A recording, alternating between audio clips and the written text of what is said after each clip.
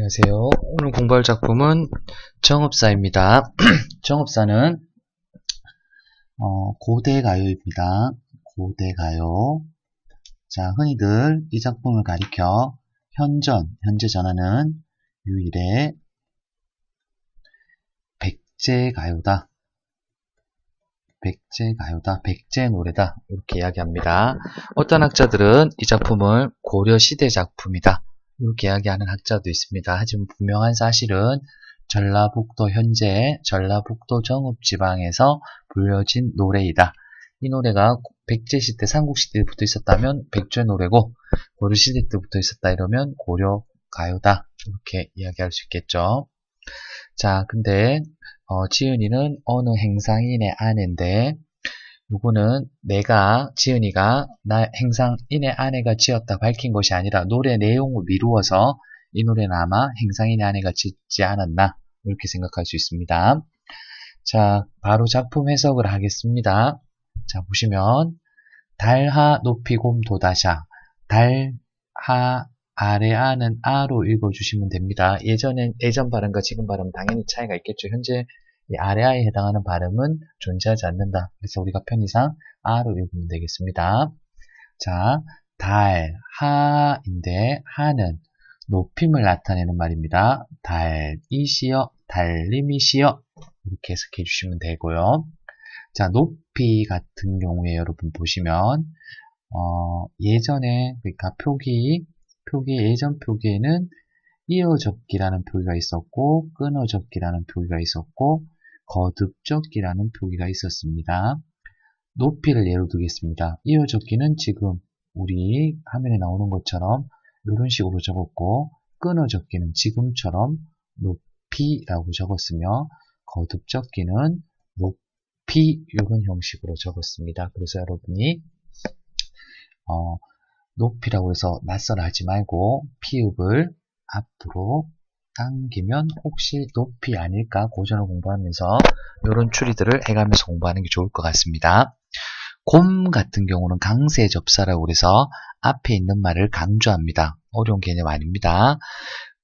해석본을 여러분이 보시면 달님이셔, 높이 이렇게 해석이 돼 있을 건데 높이가 두 번 들어오니까 당연히 강조가 되겠죠.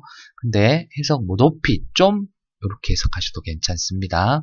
도다샤 역시 마찬가지로 디귿을 앞으로 당기시면 도다샤 즉 돋아서 돋으셔서 매끄럽게 이렇게 해석합시다.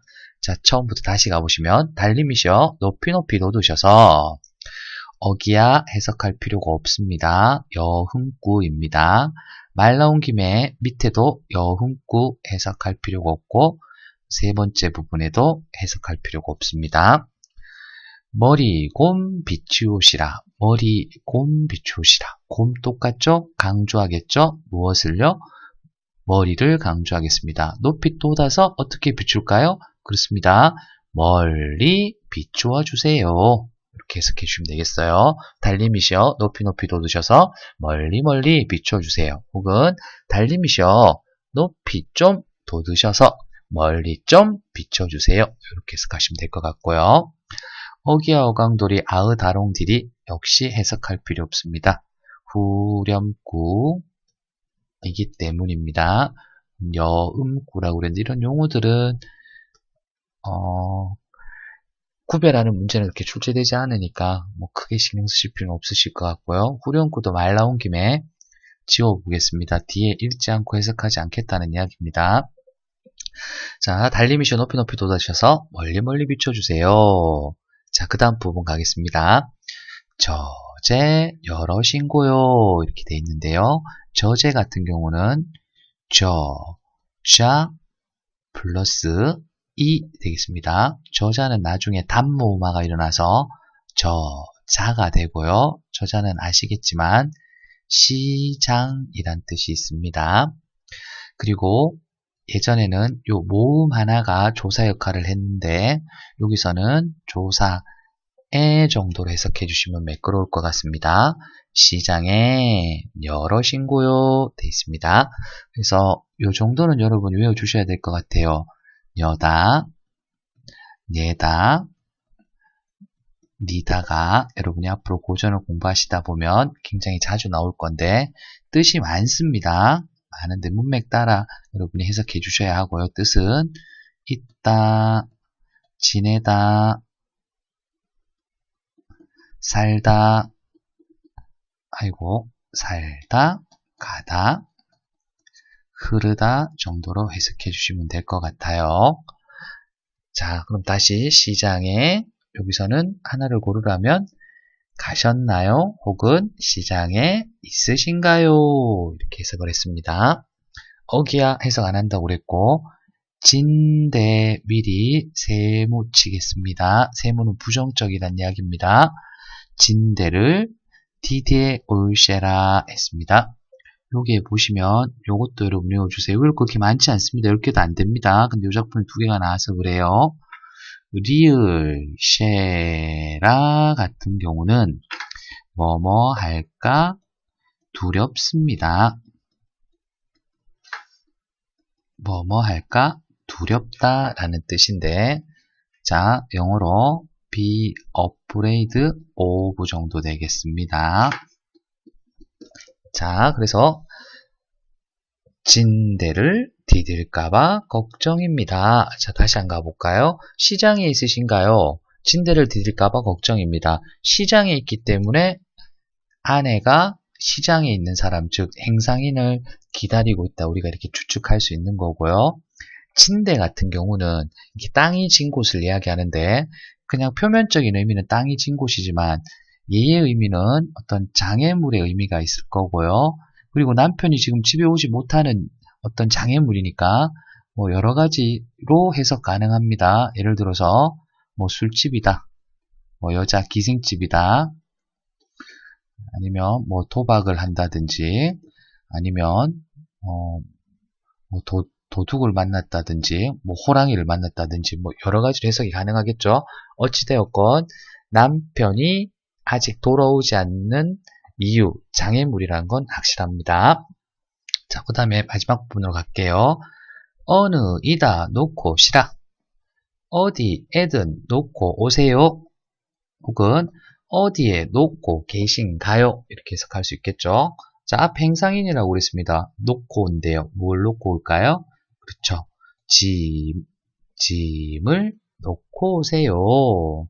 자, 그 다음 부분. 내 가는데 정글알쉐라. 내가 가는 곳이 리을쉐라 또 나왔죠. 저물까봐 걱정입니다. 자, 여기서 여기 해석이 여러 가지로 되는데 이거는 내가 가는 곳이 아니라 남편이 가는 곳이라야지 자연스럽지 않나 이랬을 때는 너의 어떤 오기, 그러니까 잘못된 기로 오타 이렇게 이야기하기도 하고요. 아니면 나하고 남편을 동일시했다 이렇게 해석하기도 하고요. 아니면 여러분 보세요. 내가 가는 곳은 어디겠습니까? 마중길이겠죠. 즉 내가 마중 가는 길은 결국 남편이 오는 길입니다.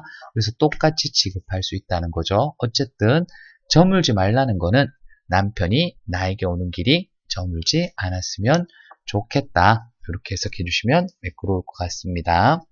자, 여러분 보시면 아시겠지만 후룡구랑 여운구를 빼면 길이가 그렇게 길지 않고요. 그 다음에 이렇게 세 부분으로 나뉩니다.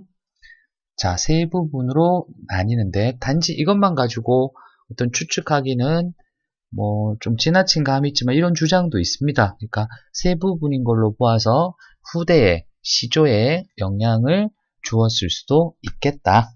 이런 어떤 주장도 있으니까 여러분 참고하시면 될 것 같고요.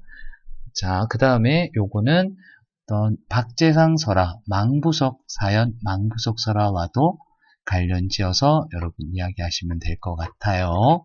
그렇게 어려운 작품은 아닙니다. 근데 앞부분에 워낙 쉬운 작품들을 공부하시다가 이제 고대 가요 중에서는 비교적 어려운 작품이라서 당황할 수 있는 그런 작품이라고 생각합니다. 그래서 자, 다시 한번 복습을 해보겠습니다. 중요한 거는 이 시는 일단 해석을 다시 한번 해볼게요. 달님이시여, 달님이시여, 높이 높이 돋으셔서 멀리 멀리 비춰주세요. 시장에 있으신가요? 진대를 디딜까봐 걱정입니다. 어디에든 놓고 오세요. 내가 가는 곳이 저물까봐 걱정입니다. 자, 여기에서 달은 자, 그래서 내가 달에게 기원하죠. 그쵸? 그래서 기원의 대상이다. 그리고 어떤 광명의 이미지다. 이런 것들 챙기셔야 될 것 같고요. 진대는 어둠의 이미지다. 그래서 어떤 이미지가 대조된다. 이런 것들은 여러분이 한번 챙기셔야 될 것 같아요. 자, 주제는 남편을 기다리는 여성의 간절한 마음 혹은 남편의 무사기한을 소망하는 노래다. 이 정도로 해석해 주시면 큰 무리는 없을 것 같습니다. 감사합니다.